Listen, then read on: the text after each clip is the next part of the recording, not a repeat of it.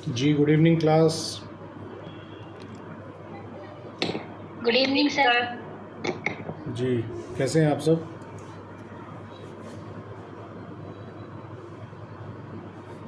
बिल्कुल सही सर। आप चलिए, बताएं कैसे हैं? मैं बिल्कुल फैंटेस्टिक हूँ, हमेशा की तरह मस्त बिंदास। जी, कल की क्लास एक्चुअली हमारे यहाँ ना 2-3 दिन से लगातार तूफ़ान आंधी की वजह से लाइट गड़बड़ा गई है और बिजली के खंभे वंभे टूट गए, तो बिजली बहुत कम आई। कल इन्वर्टर भी चार्ज नहीं हो पाया और चलती क्लास के बीच में फिर लाइट भाग के वो इन्वर्टर भी फेल हो गया। तो आज कुछ सुधार हुआ है इलेक्ट्रिसिटी में।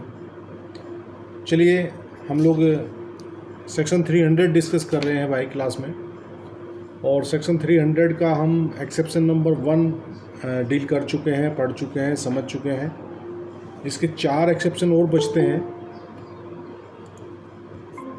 4 एक्सेप्शन में सेकंड एक्सेप्शन जो है वो हमने कल की क्लास में स्टार्ट किया था, लेकिन क्लास डिस्टर्ब हो गई थी, तो हम सेकंड से ही शुरू करते हैं। ठीक है जी। सेकंड इलस्ट्रेशन जो इसका कहता है वो कहता है कि culpable homicide is not murder if the offender in the exercise in good faith of the right of private defence of person और property exceeds the power given to him by law and causes the death of the person against whom he is exercising such right of defense without premeditation and without any intention of doing more harm than is necessary for the purpose of such defense। देखिए, private प्रतिरक्षा का अधिकार हम अध्याय 4 में पढ़ चुके हैं।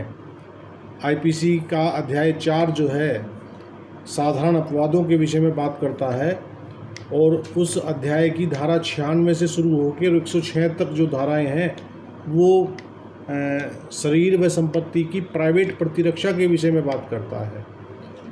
और उसकी 2 धाराएं हैं विशेष रूप से, धारा 100 और धारा 103। धारा 100 हमें ये बताती है कि कौन से ऐसे आधार हैं जिन आधारों पर हम हमलावर की मृत्यु तक कारित कर सकते हैं, अपने शरीर की, अपने या किसी अन्य के शरीर की प्राइवेट प्रतिरक्षा के अधिकार के रूप में हम मृत्यु तक कारित कर सकते हैं। 100 में 7 कंडीशन बताई हुई हैं। और धारा 103 बात करता है संपत्ति के विषय में, कि संपत्ति की रक्षा के लिए कब हम हमलावर की मृत्यु तक कारित कर सकते हैं। तो यहाँ यही बात बता रहा है इसका एक्सेप्शन नंबर 2, कि यदि कोई व्यक्ति अपने जो है प्राइवेट प्रतिरक्षा के अधिकार का प्रयोग कर रहा है, और वो प्राइवेट प्रतिरक्षा का अधिकार कोई सा भी हो सकता है, शरीर के लिए भी हो सकता है और संपत्ति के लिए भी हो सकता है, और वैसे अधिकार का प्रयोग करते हुए सद्भावपूर्वक हम उस अधिकार को, जो हमें सीमा निर्बंधन लगे हुए हैं हमारे ऊपर, उन निर्बंधनों को अगर तोड़ के हम आगे बढ़ जाएं। मान लीजिए हमला तो हमारे ऊपर ऐसा है कि जो सेक्शन 100 में जो 7 आधार बताए हैं उनमें से किसी में भी कवर नहीं हो रहा है, और उसके बावजूद हम अगर उसका सामने वाले का वध कर देते हैं तो वो मामला जो है हत्या की कोटि में न आने वाला आपराधिक मानव वध होगा। इसलिए अपवाद संख्या 2 लगाया गया है यहाँ। इसका दृष्टांत हम लोग देख लेते हैं। दृष्टांत कह रहा है, हिंदी वर्जन भी इसका पढ़ लेते हैं।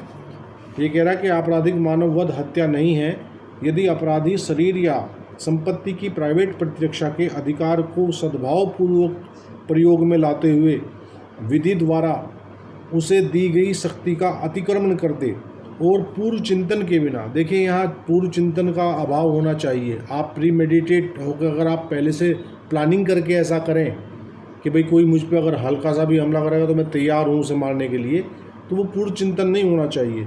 और ऐसी प्रतिरक्षा के प्रयोजन से जितनी अपहानि करना आवश्यक हो उससे अधिक अपहानि करने के किसी आशय के बिना उस व्यक्ति की मृत्यु कारित कर दे जिसके विरुद्ध वह प्रतिरक्षा का ऐसा अधिकार प्रयोग में ला रहा हो। तब जो है क्या होगा कि आपका मामला हत्या नहीं होगा, आपराधिक मानववध कब हत्या नहीं है। जितने भी एक्सेप्शन हम पढ़ रहे हैं उनकी शुरुआती लाइन यही है, ठीक है। इसका इलिस्ट्रेशन हम लोग देख लेते हैं। इलिस्ट्रेशन में क्या है कि Z attempt to horsewhip A not in such a manner as to cause grievous hurt to A draws out a pistol, Z persist in the assault, A believing in good faith that he can by no other means prevent himself from being horsewhipped, shoots Jed dead. A has not committed murder but only culpable homicide. ये कह रहा कि कै को चाबुक मारने का प्रयत्न यह करता है, किंतु इस प्रकार नहीं कि कै को घोरुपैती कारित हो। देखिए यदि यहाँ घोरुपैती वाला मसला स्टैंड हो जाता तो हमें सेक्शन 100 का जो पहला ही आधार है वो कहता है कि अगर हमलावर का कृत्य ऐसा है जिससे पीड़ित के मन में ऐसी आशंका उत्पन्न हो जाए युक्तियुक्त कि उसको जो है अगर ना रोका गया तो उसको घोरुपैती कारित हो जाएगी। तो यहाँ पहले ही मना कर दिया इसमें कि घोरुपैती वाला कोई मसला नहीं है, इसलिए सेक्शन 100 का तो कोई बेस नहीं मिल रहा है। सेक्शन 100 की शर्त पूरी हो जाती फिर तो यहाँ हमें अपने शरीर की प्राइवेट प्रतिरक्षा के अधिकार में सेक्शन 100 का लाभ मिल जाता और हमारे द्वारा किया गया जो वध था वो क्या हो जाता, वो लीगल हो जाता, वो कल्पेबल ना होता।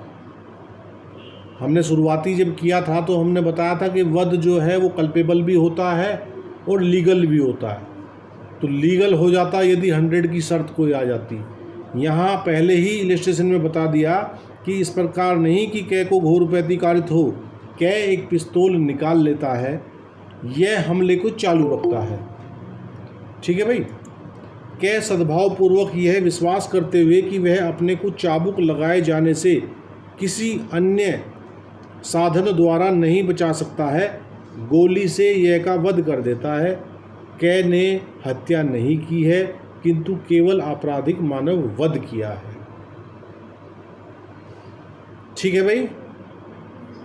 अमन समझ आ रहा है भाई?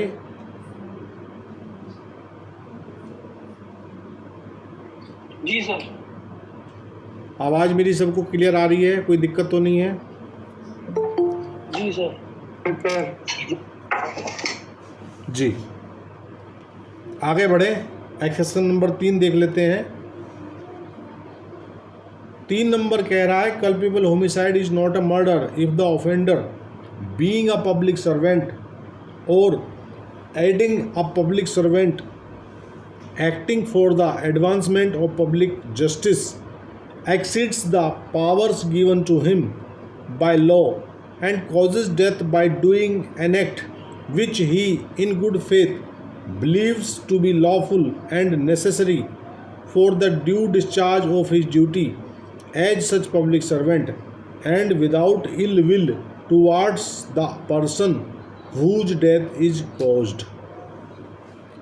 तो तीसरा अपवाद कह रहा है कि आपराधिक मानव वध हत्या नहीं है यदि वह अपराधी ऐसा लोक सेवक होते हुए या ऐसे लोक सेवक की मदद देते हुए, लोक सेवक स्वयं भी हो सकता है या लोक सेवक की मदद करने वाला कोई अन्य व्यक्ति भी हो सकता है, जो लोक न्याय की अग्रसरता में कार्य कर रहा है उसे विधि द्वारा दी गई शक्ति से आगे बढ़ जाए, ठीक है। यहाँ भी अपनी वो पावर एक्सीड कर रहा है, ठीक है, जो उसको पावर दी गई है उससे ज़्यादा बढ़ के कुछ काम कर रहा है और कोई ऐसा कार्य करके जिससे वह विधिपूर्ण और ऐसे लोक सेवक के नाते उसके कर्तव्य के सम्यक निर्वहन के लिए आवश्यक होने का सद्भावपूर्वक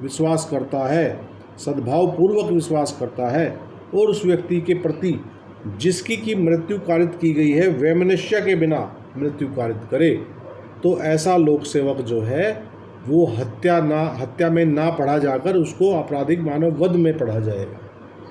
यदि ऐसे लोक सेवक के द्वारा जो लोक सेवक अपने कर्तव्य के पालन में सद्भावपूर्वक कार्य करते हुए या लोक सेवक को सहायता करने वाला कोई व्यक्ति भी इसमें कवर है, उनके द्वारा कोई कार्य किया जा रहा है जो कि अपनी ड्यूटी पूरी करने के दौरान कोई ऐसा कृत्य कर देते हैं जिससे कि सामने वाले की मृत्यु कारित हो जाए, तो वैसी मृत्यु कारित होने पर उनको हत्या में न ले जाकर आपराधिक मानव वध में डील किया जाएगा।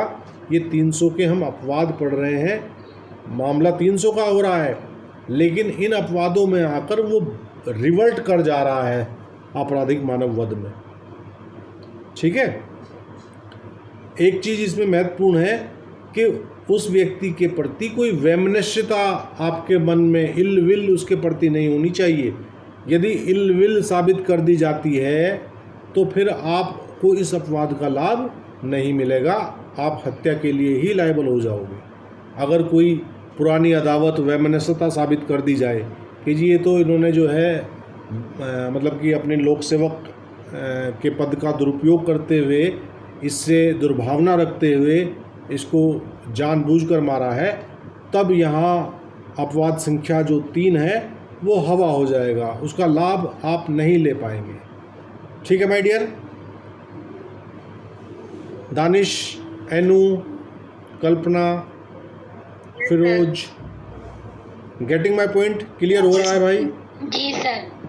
जी सर, क्लियर है। Very good, very good, very good. चलिए अब देखते हैं एक्सेप्शन नंबर 4। एक्सेप्शन नंबर 4 कह रहा है कि culpable homicide is not murder if it is committed without pre meditation in a sudden fight in the heat of passion upon a sudden quarrel and without the offenders having taken undue advantage or acted in a cruel or unusual manner। देखिए 4 number ये कह रहा है कि यदि कोई अचानक झगड़ा जनित आवेश उत्पन्न हो जाए और उस झगड़ा जनित आवेश की तीव्रता में, अचानक लड़ाई में पूर्व चिंतन के बिना, प्री मेडिटेशन अगर है, तो इस अपवाद का लाभ नहीं मिलेगा, ये अपवाद हवा हो जाएगा। आपके अंदर कोई पूर्व चिंतन नहीं होना चाहिए। आपका जो कृत्य है वो तत्काल मौके पर कोई झगड़ा, एकदम कोई ऐसा हीट ऑफ द मोमेंट में ऐसा कृत्य हो गया, तब इस अपवाद संख्या 4 का लाभ मिलेगा। ठीक है। मेरी ईयरफोन रखी थी यार। जी,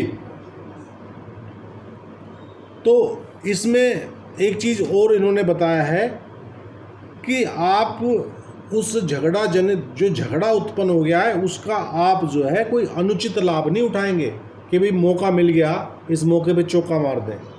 ठीक है। और आपका जो कृत्य है वो क्रूरतापूर्ण और अपराधिक नीति से भी अगर कोई कृत्य वहाँ कर दिया जाएगा, क्रुएल्टी अगर अंदर आ जाएगी, तो क्रुएल्टी आने से भी ये अपवाद हवा हो जाएगा। जी शोभित, कुछ कहना चाह रहे हैं? जी। एक्सेप्शन 1 में और एक्सेप्शन 4 में एक डिफरेंस मैं पूछना चाह रहा हूँ। जी जी जी, हाँ बताइए, क्या पूछना चाह रहे हो?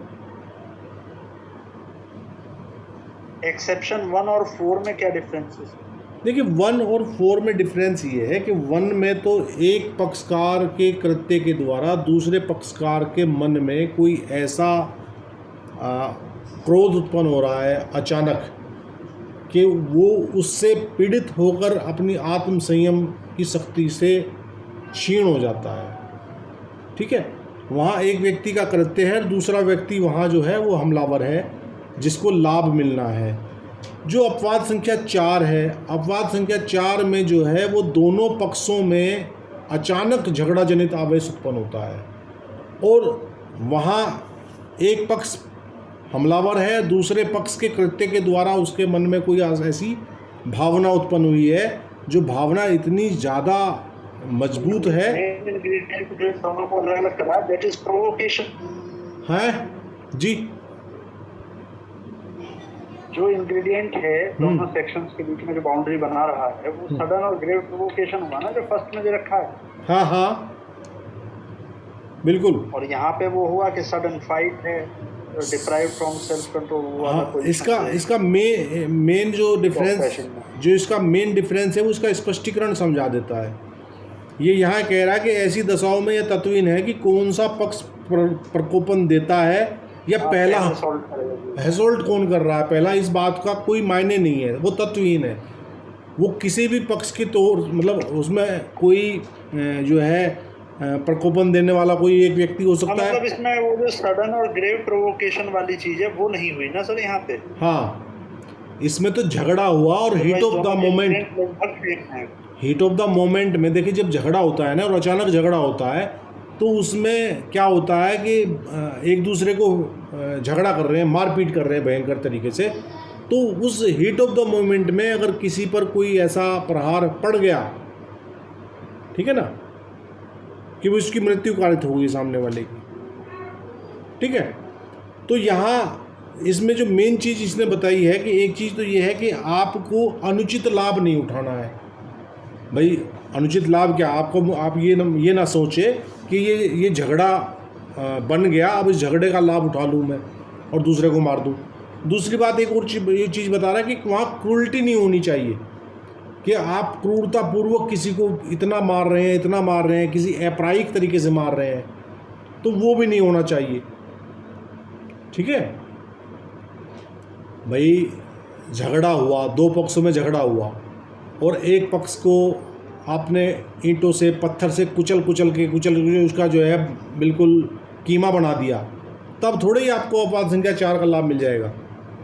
भले ही झगड़ा हुआ था, झगड़ा जनित आवेश हुआ, लेकिन उस आवेश में यदि वहाँ क्रूएल्टी नज़र आ गई कि ये तो क्रूरता हुई है भाई इसमें, तो क्रूरता का पुट आते ही अपवाद संख्या 4 हवा हो जाएगा, अपवाद संख्या 4 का लाभ नहीं आप ले पाएंगे, ठीक है। और अपराधिक रीति एक एग्जाम्पल लें हम, हाँ सर, एक एग्जाम्पल लें कि अगर रोड पे 2 व्यक्ति हैं और वो मान लो उनका एक व्यक्ति को पीटने लगते हैं और उनको सडनली उनके हाथ में कहीं से कोई 2 डंडे पड़ जाते हैं और वो एक व्यक्ति पर प्रहार कर रहे हैं और जिस व्यक्ति पर प्रहार कर रहे हैं वो अपने आप को बचाते हुए डंडा छीन करके कैसे ही या एक की गर्दन पकड़ के उसे दबोच लेता है और इस चीज से मान लो उसकी गर्दन दम घुट के वो मर जाता है। तो यहाँ उसकी कोई इंटेंशन भी ऐसी नहीं रही है, क्रूरटी भी ऐसी नहीं रही है, बिल्कुल, और सडनली भी है, तो ये इसी में आएगा फिर। बिल्कुल, अगर झगड़ा जनित आवेश है, बन जाएगा एक्सेप्शन नंबर 4 का लाभ वो लेने की प्ली ले सकता है कि सर ऐसा झगड़ा जनित आवेश हुआ, ना कोई हमारा पूर्व चिंतन था इसमें कि भाई प्रीमेडिएट होके हमने ये काम किया है, ना हमारी कोई ऐसी अपराधिक रीति से हमने कोई वध किया है, ना ही हमने क्रूएल्टी का प्रयोग किया है, बस वो तो हीट ऑफ द मोमेंट में काम हुआ। और स्पष्टीकरण 4 ने ये बता दिया कि किस हमलावर कौन है, प्रकोपन कौन दे रहा है, किस तरफ से प्रकोपन आ रहा है, इस बात का कोई मायने यहाँ नहीं है, ठीक है। स्पष्टीकरण कह रहा है कि it is immaterial in such cases which party offers the provocation और कमिट्स द फर्स्ट असॉल्ट। पहला हमला कौन कर रहा है या प्रोवोक किसने किया है, इट डजंट मैटर है। वो कोई भी हो सकता है, कोई सा भी पक्षकार हो सकता है, ठीक है ना। भाई जरूरी नहीं कि प्रकोपन देने वाला मरे, प्रकोपन देने वाला ए है और बी भी प्रकोपित होके, मतलब ए ने हमला किया पहला, ठीक है, तो वैसी अवस्था में मृत्यु कोई से भी पक्षकार की हो सकती है। वहाँ इस बात का कोई लाभ मिलने वाला नहीं है कि जी इसने प्रकोपित किया था, प्रकोपन तो इसने किया था, झगड़ा शुरू इसने किया था। जैसे बच्चे कहते हैं ना क्लास में कि सर झगड़ा तो इसने शुरू किया था। तो यहाँ अपवाद संख्या 4 का लाभ लेने के लिए ये साबित करना आवश्यक नहीं है, बस हीट ऑफ द मोमेंट आप साबित कर दें, पूर्व चिंतन के बिना साबित कर दें, आपने कोई अनुचित लाभ नहीं उठाया ऐसे मौके का, आपने कोई क्रूएल्टी नहीं करी, कोई अपराधिक रीति से आपने उसका वध नहीं किया। अगर ये बातें आप साबित कर देते हैं तो आपके द्वारा किया गया कृत्य यदि वो हत्या की तरफ जा रहा हो तो आप अपवाद संख्या 4 में इन बातों को साबित करके उसको वापस 299 में ट्रांसफ़र करा के सजा की जो मापमान है उसको कम करा सकते हो। इज दैट क्लियर शोभित?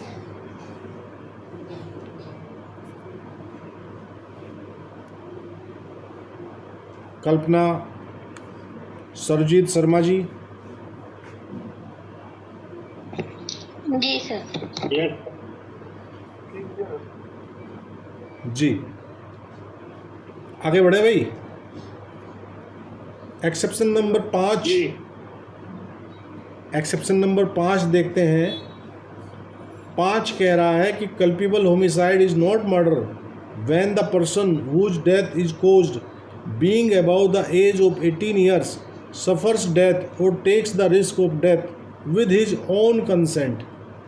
यहाँ सम्मति की बात हो रही है और सम्मति के बारे में ये कह रहा है 5 नंबर कि आपराधिक मानववध हत्या नहीं है यदि वह व्यक्ति जिसकी मृत्यु कारित की जाए 18 वर्ष से अधिक आयु का होते हुए अपनी सम्मति से मृत्यु होना सहन करे या मृत्यु का जोखिम उठाए।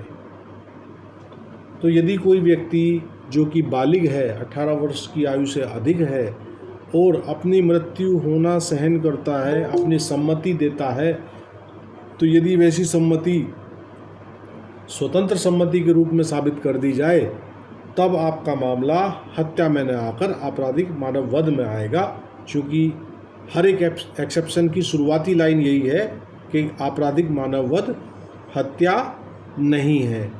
इसके बारे में दशरथ पासवान बिहार राज्य का एक केस लॉ है जिसको हम अक्सर डिस्कस करते हैं। क्या तत्व थे इसके, कौन बताएगा? दशरथ पासवान वर्सेस बिहार राज्य में क्या हुआ था? अमित आप बताइए।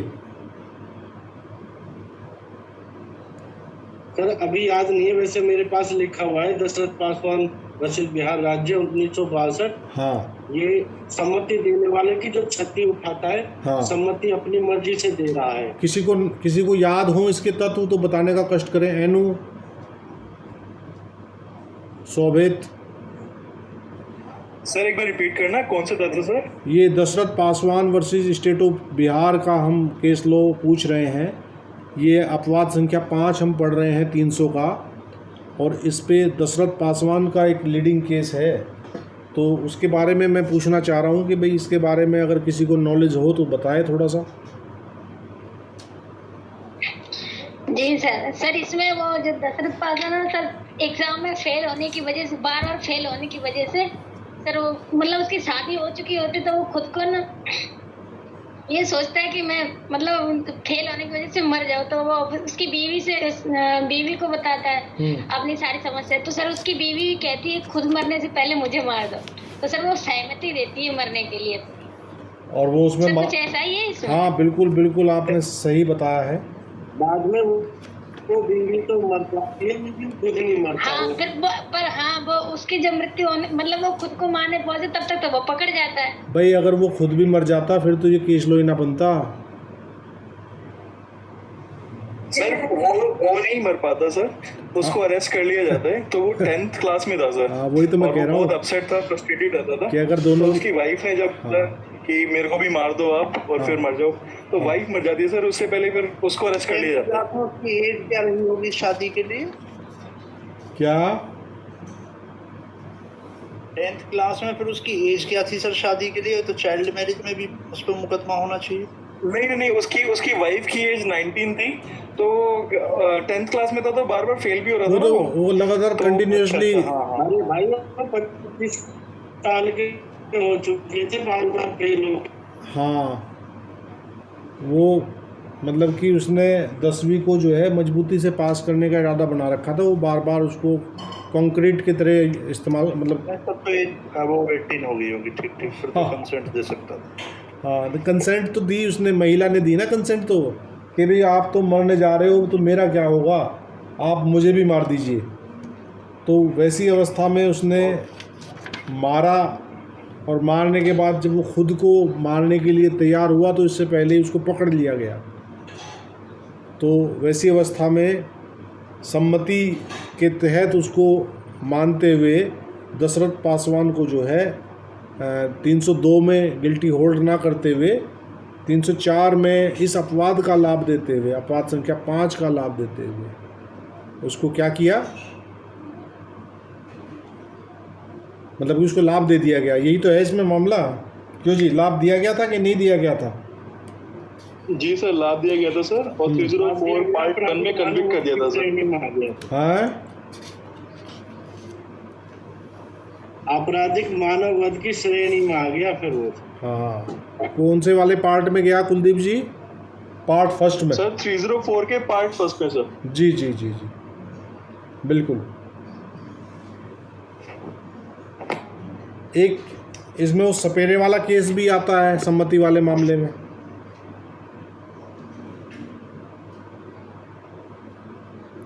सपेरे वाला केस भी तो है ना कि वो सांप का जहर निकाल, वो कहता है कि भाई मैं जहर मैं मरने नहीं दूंगा, जहर निकाल दूंगा, तो बंदा सम्मति दे के सांप से कटवा लेता है खुद को। कौन से वाला केस लो है?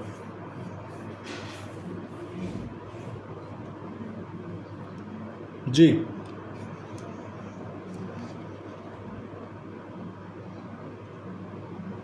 हाँ जी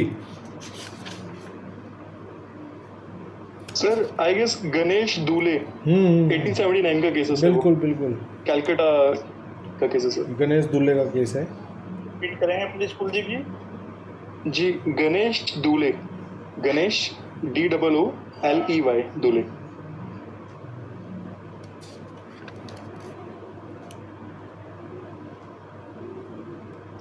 वर्सेस स्टेट ऑफ महाराष्ट्र। नहीं नहीं, कैलकाटा का था ये, कैलकाटा का। कलकत्ता का केस स्टेट है। ऑफ वेस्ट बंगाल।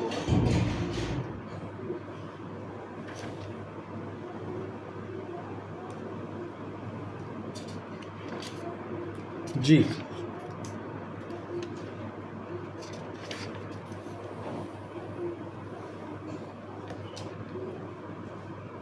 तो ये आपके 5 अपवाद हम लोग डिस्कस कर चुके हैं। तो 300, 299, 300 और 300 के 5 अपवाद, ये आपका मैटर यहाँ तक क्लियर हो गया? कोई दिक्कत, कोई समस्या किसी को?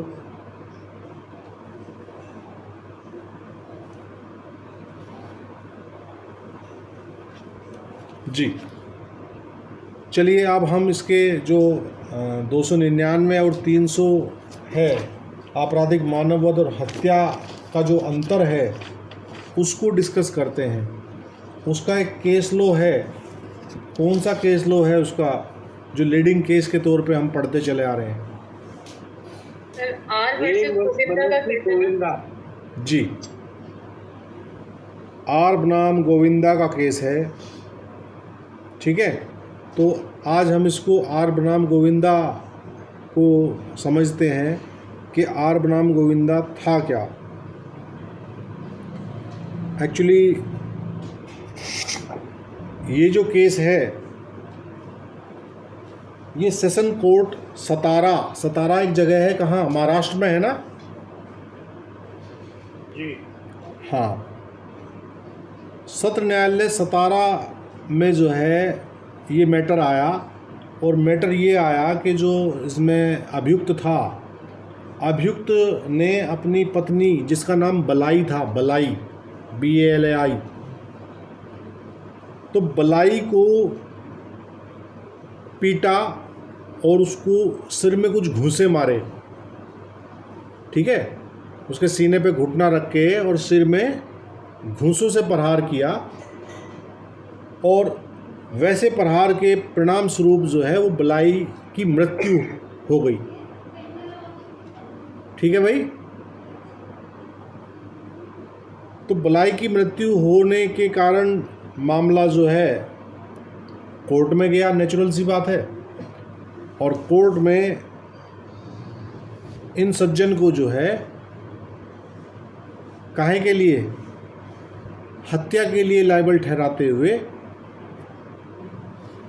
पनिशमेंट दे दिया गया। और पनिशमेंट कौन सा दिया गया? डेथ पेनल्टी, कैपिटल पनिशमेंट से इन्हें सुशोभित किया गया था कोर्ट के द्वारा। अब जब डेथ पेनल्टी सेशन न्यायालय देता है तो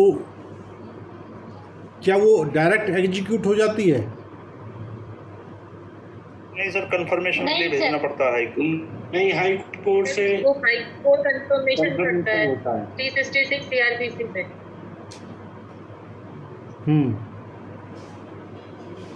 366 CRPC में उसको भेजा जाता है कंसर्न हाई कोर्ट को। और कंसर्न हाई कोर्ट में 2 जजों की बेंच उस पर विचार करती है, क्योंकि हाईकोर्ट में सिंगल जज भी होते हैं ना, एकल पीठ भी होती है, वहाँ डबल पीठ भी होती है। ठीक है माय डियर। तो 366 तो वर्तमान सीआरपीसी में है। ओल्ड सीआरपीसी उस टाइम प्रचलन में थी, तो ओल्ड सीआरपीसी की धारा 271 बी का प्रयोग करते हुए इसे भेजा गया था ऊपर। वर्तमान में 366 में है, लेकिन ओल्ड सीआरपीसी में ये प्रावधान था 271 बी में। ठीक है डियर।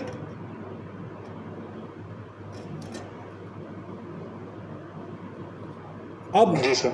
वहाँ बॉम्बे हाई कोर्ट में ये मैटर जाना था, चूँकि बॉम्बे हाई कोर्ट के क्षेत्राधिकार में ही सतारा जनपद आता है, तो वहाँ जस्टिस कैम्बेल और जस्टिस हरिदास की बेंच ने इस मैटर को सुना।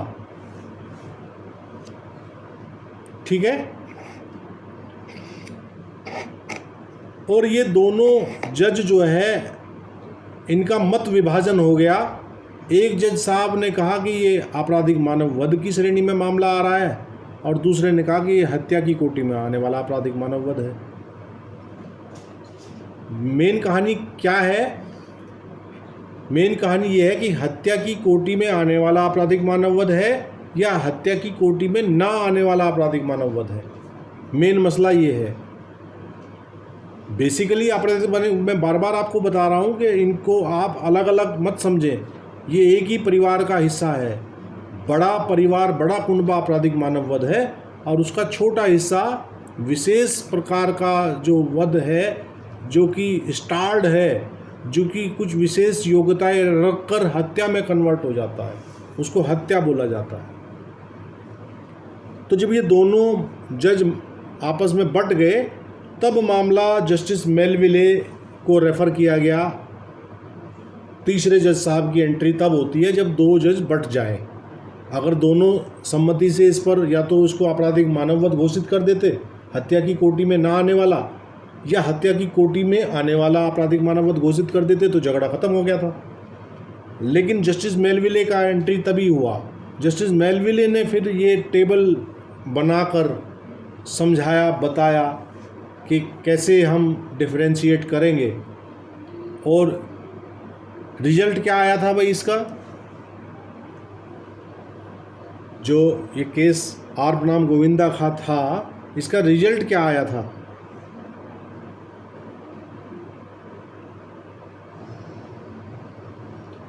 जस्टिस मेलविले ने इसे क्या माना था? एनु सर, इसको आपराधिक मानव वध ही माना था। हाँ, इसको आपराधिक मानव वध मानते हुए, हाँ, जो इसका अभियुक्त था, अभियुक्त को डेथ पेनल्टी जो उसे सेशन न्यायालय ने दी थी, कैपिटल पनिशमेंट जो दिया था, उसको रिड्यूस करते हुए जो है 304 में दंडित किया था। ठीक है। Is that okay? ये केस आपको समझ आ गया अच्छे से? Yes sir. ठीक है। अब आपके सामने धारा 299 और धारा 300 की एक टेबल है, वो सभी के सामने है कि नहीं है, ये बताओ।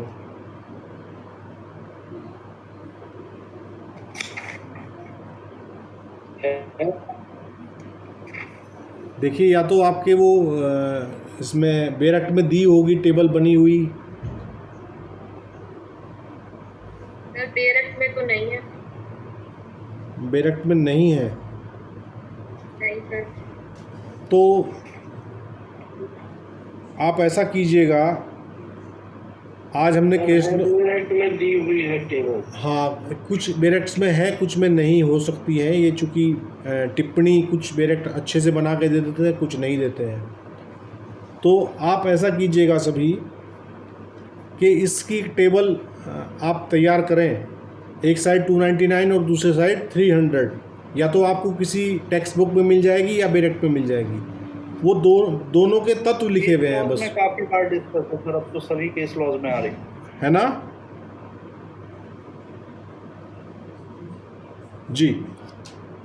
भाई ये टेबल और कुछ नहीं है। स्टेटमेंट आ रहे हैं कोर्ट के सर, उन सभी में आ रही है। हाँ, ये टेबल और कुछ भी नहीं है। एक तरफ तो जो 299 के तत्व हैं वो लिखे हुए हैं और दूसरी तरफ जो 300 के तत्व हैं वो लिखे हुए हैं।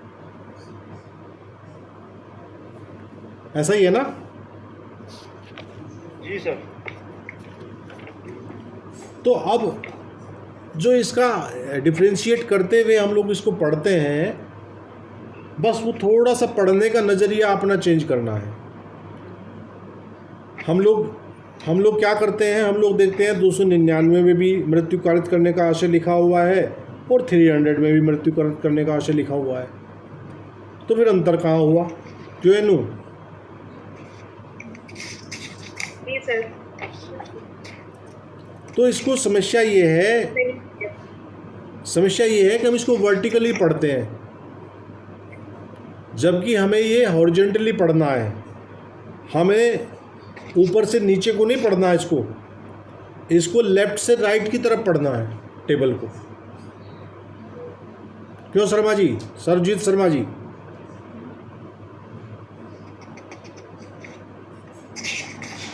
नॉर्मली हम कैसे पढ़ते हैं? वर्टिकली पढ़ते हैं। पहले 299 को ऊपर से नीचे पढ़ लिया, फिर 300 को ऊपर से नीचे पढ़ लिया। ऐसे ही पढ़ते हैं ना अमन?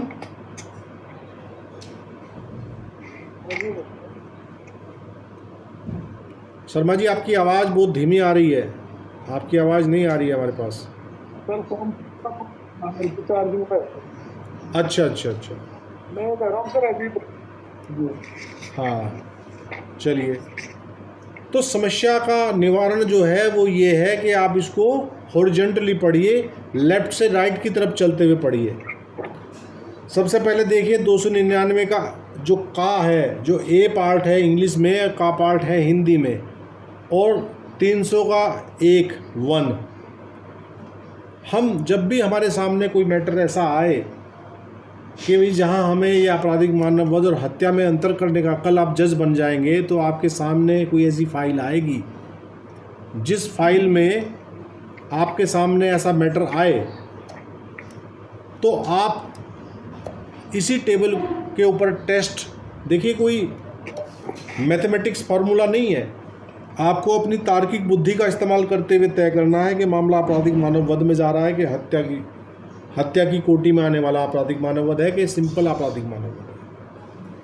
तो पहला टेस्ट हम करेंगे with the intention of causing death. अगर ये वाला तत्व पॉजिटिव आता है, ये टेस्ट आपका पॉजिटिव आता है, आपने देख लिया कि जो आपराधिक मानववध किया गया है ये मृत्यु कारित करने के आशय से किया गया है। आशय आपका, आशय का कोई मीटर तो होता नहीं दानिश, क्यों अमन?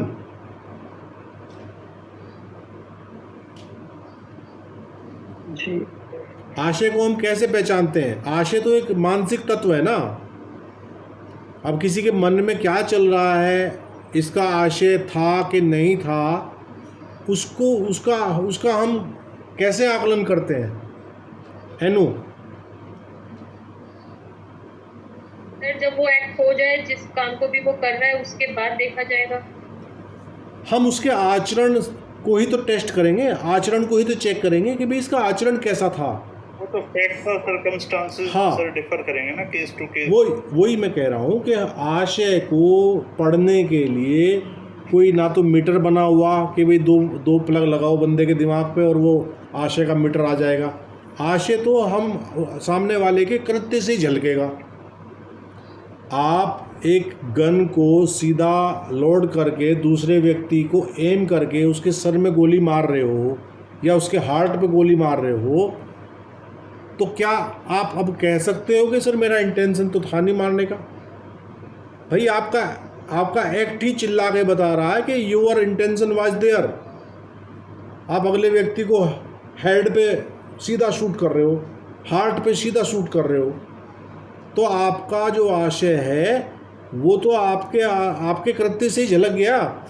तो अगर पहले वाला जो लाइन है जिसको हम ऐसे वर्टिकली हॉरिजॉन्टली पढ़ रहे हैं ऐसे, तो यदि आशय साबित हो गया, आशय का रिजल्ट पॉजिटिव हो गया, तो मामला का से 1 में मतलब कि 299 से होते हुए 300 में जंप कर जाएगा और आप जो है हत्या की कोटि में आने वाला आपराधिक मानव वध के लिए आपको लायबिलिटी ठहराई जाएगी यदि आपकी इंटेंशन साबित हो जाती है तो। क्या समझे कल्पना चौहान? इसका तात्पर्य ये है कि यदि किसी का वध करने के आपराधिक मानव वध जो है वो मृत्यु कारित करने के आशय से किया है और आशय साबित हो जाता है तो आप हत्या की कोटि में आने वाले आपराधिक मानव वध के लिए दंड के अधिकारी हो जाओगे यदि और जब तक आपका मामला जो 300 के 5 अपवाद हमने पढ़े हैं उनमें से किसी एक अपवाद में या किसी एक से अधिक अपवाद में जहां भी जैसे भी आप साबित करना चाहें कि भाई मेरा मामला तो इस अपवाद के कारण भाई 300 की शुरुआती धारा हमने क्या पढ़ी है? शुरुआती धारा लिखी हुई है कि एतस्मिन पश्चात अपवादित दशाओं को छोड़कर आपराधिक मानववध हत्या है। तो आपका आशय है, आशय सहित आपने मार दिया है किसी को, तो आप हत्या के लिए गिल्टी होल्ड किए जाओगे यदि और जब तक आप अपना मामला 300 के किसी अपवाद में साबित ना कर दो।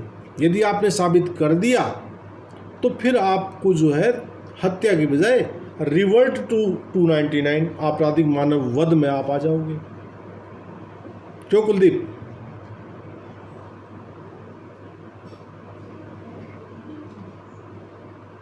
Is that clear?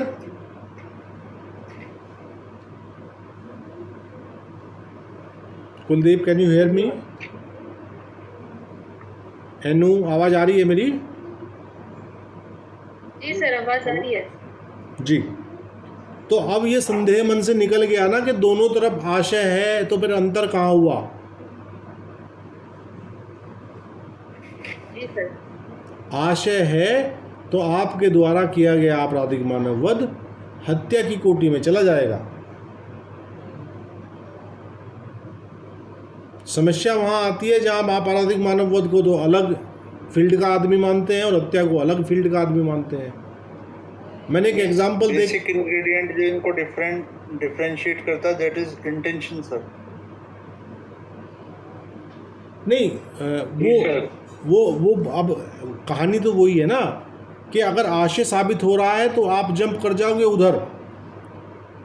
भाई आर बनाम गोविंदा में पहला वाला जो टेस्ट था वो फेल हो गया था।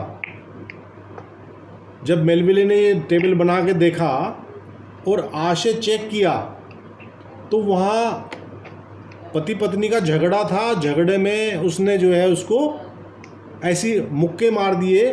सामान्यतः सिर पे मुक्का मारने से कोई व्यक्ति मरता नहीं है। तो पहले वाला टेस्ट फेल, यानी कि आशय साबित नहीं हुआ था। आशय साबित नहीं, अगर पहले वाला ही टेस्ट पास हो गया ना फिर नीचे वाली टेबल पे जाने की आवश्यकता ही नहीं है।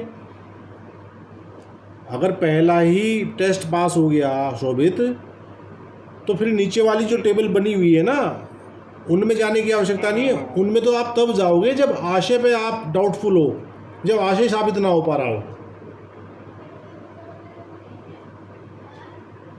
समझे दीप्ति? क्लियर हुआ?